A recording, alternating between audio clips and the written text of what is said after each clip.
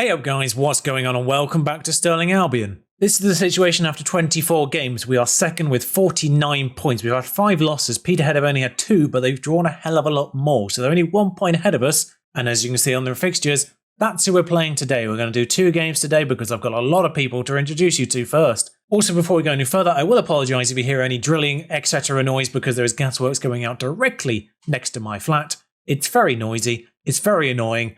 But I can't do anything about it. I just have to try and record around it and edit around it as the best as I can. In terms of our team's performers right now, you can see it on this page as well. Lopez has 12 goals, second there. Livingston was 6 assists. Callum Lascelles is 5th on the average rating, by the way. He's got nearly a 7.2, essentially. So doing what he does, of course. Lascelles got gradually better over sort of 3 or 4 years, and that's when he hit his peak for us. So the fact he's hit the ground running at a 7.2 is very, very promising indeed. If we expect the same kind of rise over the next few years, he might be hitting those 7.5s averages again very shortly. But like I said, I've got a lot of people to introduce you to right now because I realised after last time, free agents were a thing.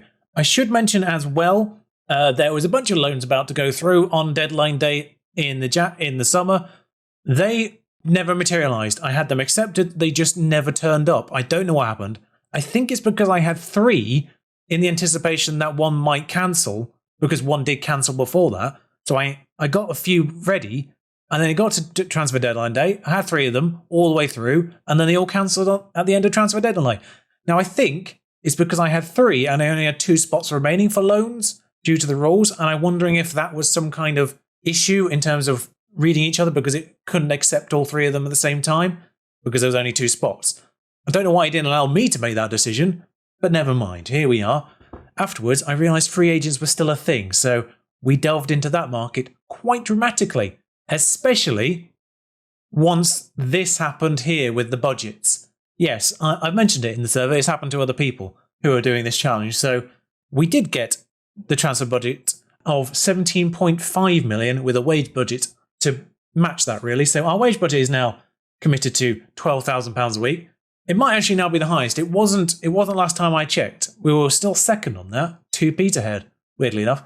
But it did allow me 1 month of worldwide scouting and therefore worldwide free agents. Maybe even 2 months. I can't quite remember. But it does mean I delved into that quite a lot. So now let me run through these as quickly as bloody possible. Now the last one we saw, of course, was the loan from Livingston. That came through during the episode. So I will start with Bonds Ngala, who is a central defender who is just very solid, 325 quid a week. This one might have actually been before the funds came in, judging by the wage bill. I can't quite remember. Released from Ebbsfleet. I have double checked, by the way. League One is between Vanarama and Vanarama North South in terms of reputation, so that's where we are as a thing. League One is still behind, the Championship is still behind League Two, I think, so it's not much better in terms of the quality of footballers. But 2.5 star in our squad is actually very good for this level of football, I believe. Yes, leading player for this division. So average for our club is leading for the division. Just bear in mind on that one. Defenders was a problem. He's just good. I don't know what happened to my voice there. It was the same situation. We were in the same situation, of course, with the defensive midfielder where we only had that 1-star player, and that was it. Montrose came first. He's now 2 stars due to players who have arrived since. He was 3 stars when we signed him. But again, good player for this division. Tom James was a massive risk. He came with a broken something or other, leg, I think. He's now fit and ready to go. 650 quid. You can see this one was after. This was after the money came in. And, well, he's 4-star right back. I realised Callum Eady, our prospect, who could potentially get quite high up, still rated 3.5, maybe 4.5 star on this potential. So that's good to see. Has 4 determination, which means he's very likely not to reach it. So Tom James, I thought we better get someone in a right back as well, now that we've got the funds to do it. And Tom James is here. Tom James is now fit. 4 stars. Leading for the champion. You can see the situation. 2.5 star is leading for this division. 4 star is leading for the division above. We've got a bunch of players like this now. So should we get promoted, we're in a good position before we even kick a ball. And 650 quid for a player like this is actually quite good, I think. They also strengthened midfield because Callum Lascelles needed people to work with him. As our next best option is half his star rating. Dan Garner, 400 quid a week. He was very reasonable. Didn't even have to negotiate with him. 400 quid, get straight in.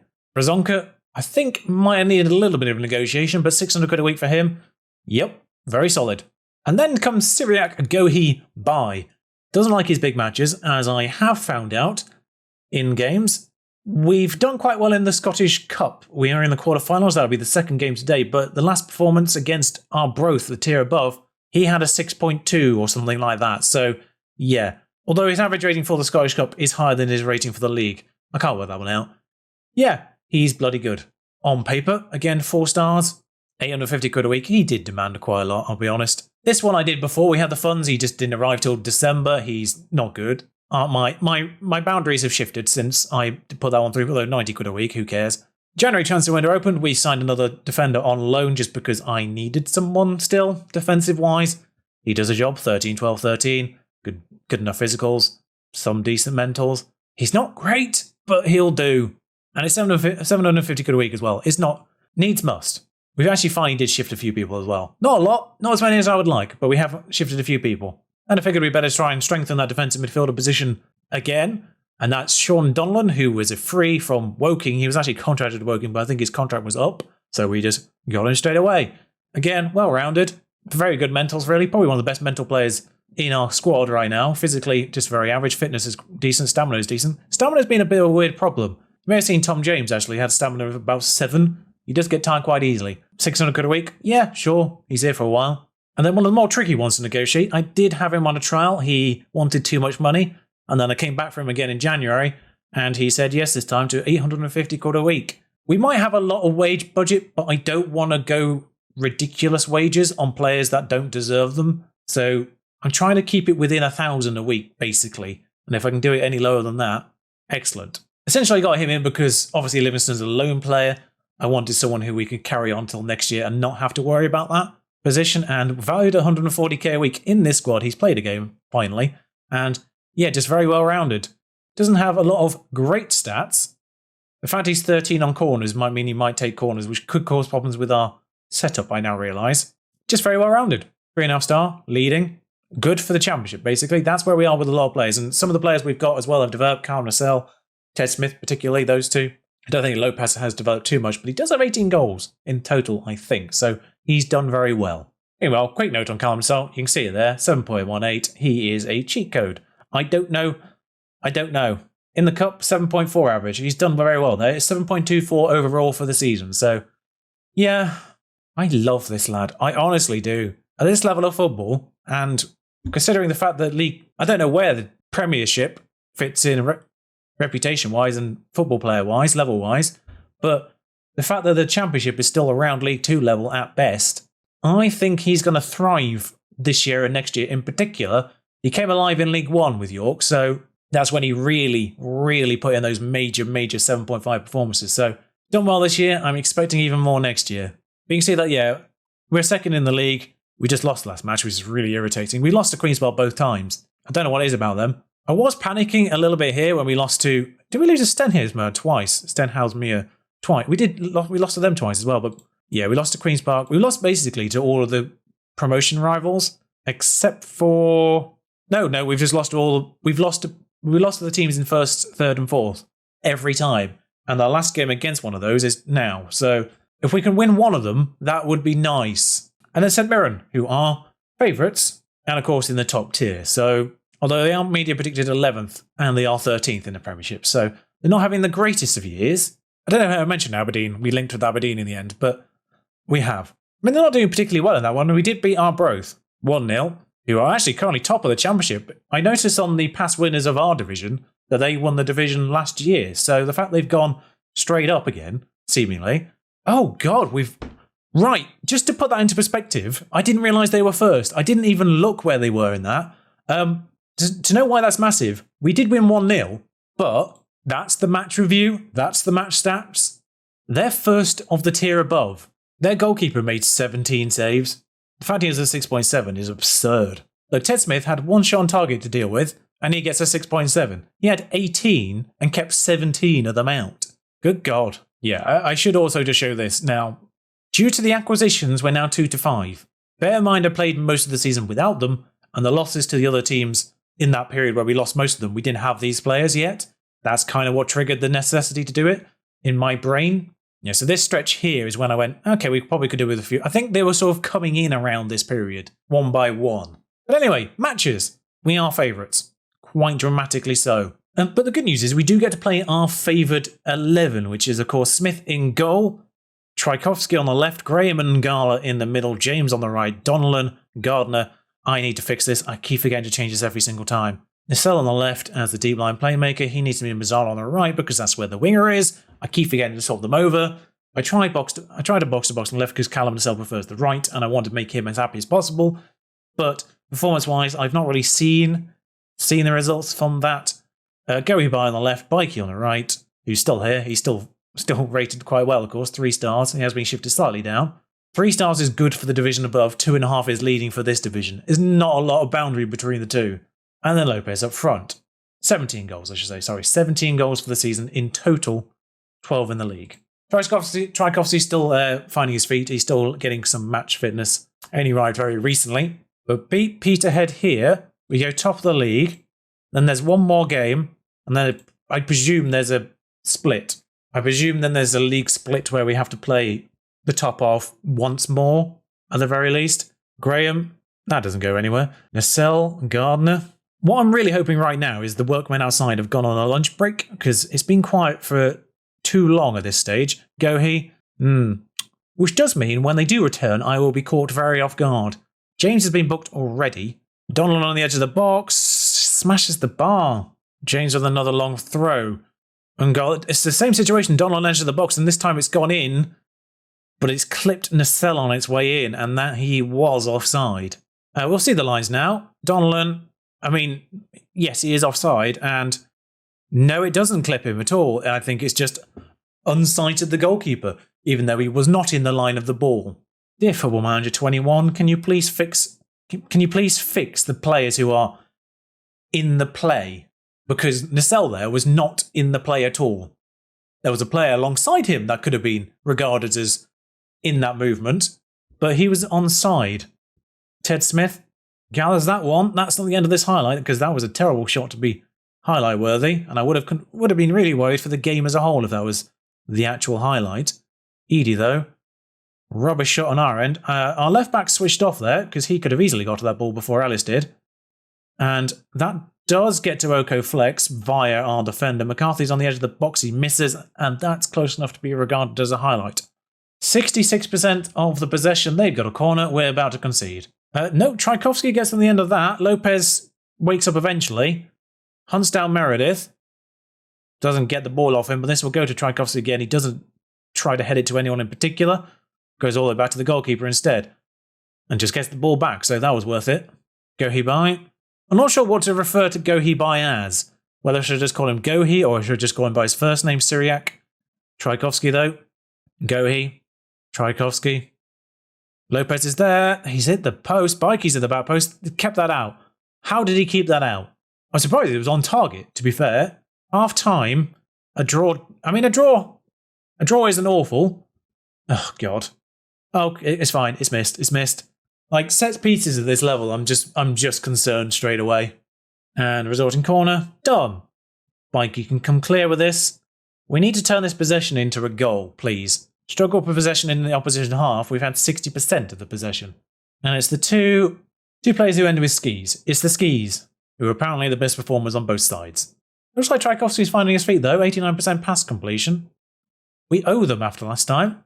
Yeah, the fact we've lost every single time to the top 4 teams, well, the other 3 in the top 4, is worrying. They are literally the 5 losses. It's 2 against Queen's Park, 2 against Stenhousemuir, and 1 against Peterhead at this point. We've not lost to anyone else. The weird thing is, Peterhead's losses, I think, were against one. I think one was Cowdenbeath, and I can't remember who the other one was. Got a feeling it might be someone like Edinburgh. They've actually not lost to a top 4 team, I'm pretty certain. Bikey, though, should have scored. Now they've got a throw in, but they don't know long throws yet. Close. What is my problem with left-sided players? Seriously. Now, the weird switch here is the fact that Razonka is the next best inside forward that isn't already on the pitch, despite the fact he's a midfielder. Tchaikovsky. A lot of these highlights involve Tchaikovsky. Juanito Lopez, though, turns his defender. No, he doesn't. The defender still had. Oh, he's managed to go past him at last. That was the highlight.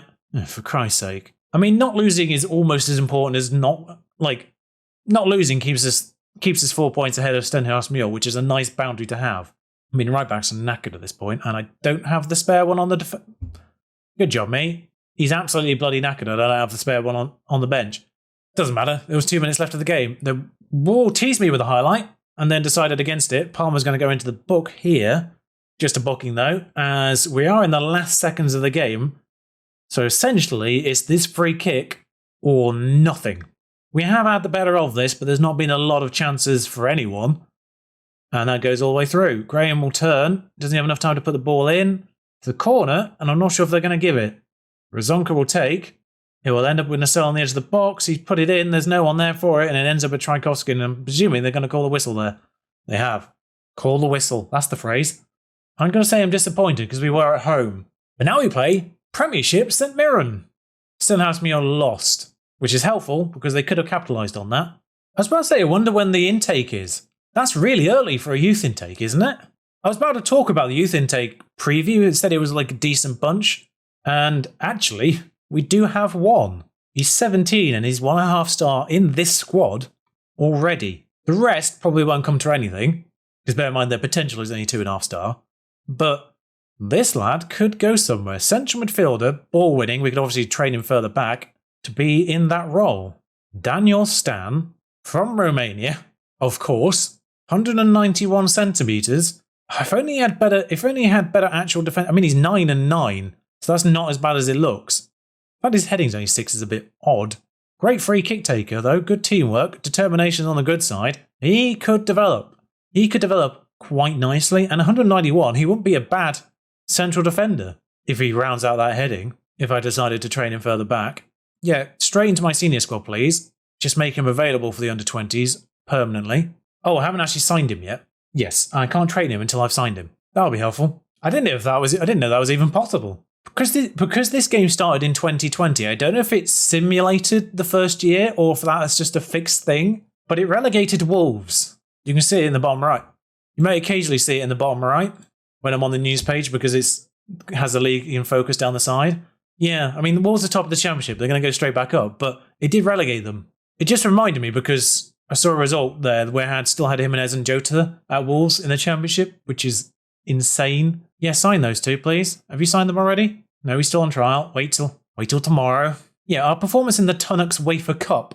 I don't understand the rules of that one, I'll be honest. Did have me worried a little bit because we got knocked out straight away. Aitor Karanka's in charge of St Mirren. Is that everything that's happening in real life? Steve McLaren is in charge of Dundee. Are these managers actually in Scotland already?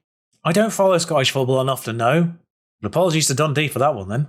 And the great news again is our first 11 is once again available for this. Now the only thing I will change is put the second right back on the bench. I don't need 2 strikers. There we go. All bases covered. Submit that team and off we go for the Scottish Cup 4th round. The first Premiership opponent. We've got Nemecha. That's unfortunate for us. Hover as well. I mean, they've just stolen every youngster. Well, they've stolen 2 youngsters. Of course, Hover moved to Wolves, didn't he? It wasn't part of the Jota deal, but it might as well have been. I mean, that says a lot, doesn't it? His wages might be on a similar area, but they're all 5 stars. Oh, I shouldn't have looked at this. I mean, I'm looking in positions we don't play, so, you know. Striker-wise, though, there we go. That says everything. And he loves a big match, does Danny Mullen. Good luck, lads. You know, it's the first time we're not being favourites in a while. I have no idea if we were favourites against Arbroath. I forgot to look beforehand, but I really hope we are. Because our performance against Arbroath was ridiculous when you consider where we are. For God's sake. A minute in and they get that kind of luck. Smith the Smith. He's very fortunate the way that comes off, Ted Smith.